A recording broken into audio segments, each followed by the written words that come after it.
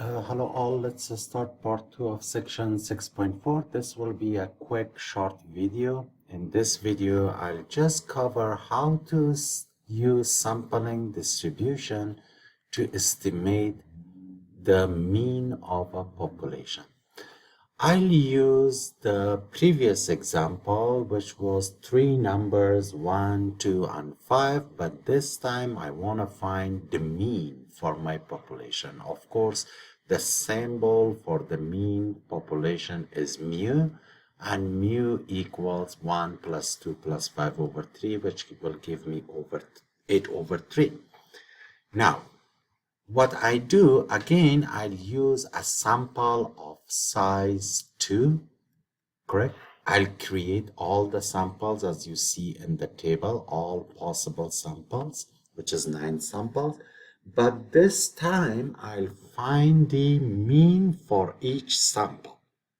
For example, for the first sample, my x bar will be 1 plus 1 divided by 2, which gives me 1. Correct? For the second one, 1 will be 1 plus 2, which gives you 3 over 2. Again, if you want to change it to decimal, if you are using a calculator, it's okay. You can write your numbers as a decimal, correct? 1 plus 5 gives you 6. 6 divided by 2, 3. 2 plus 1, 3. 3 halves, correct? 2 plus 2, 4. 4 divided by 2 gives you 2. 2 plus 5, 7. 7 over 2. 5 plus 1, 6. 6 over 2 is 3. And here again 7 over 2. And here 10 over 2, which gives you 5. In the next column, again, I will find the probability. Of course, probability is the same for all of them, 1, 9. Correct?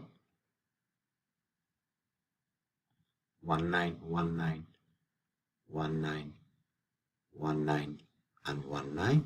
And in the next column, I will multiply my x bar with its probability for each sample, which gives me as a 1, 9.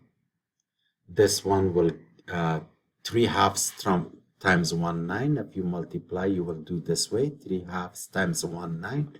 And you can simplify. 3 goes 3 times to 9, which gives you 1, 6. Correct? Or you can use your calculator. Next one will gives you 1/3. Next one is 1/6. Next one is 2 over 9. Next one is 7 over 18.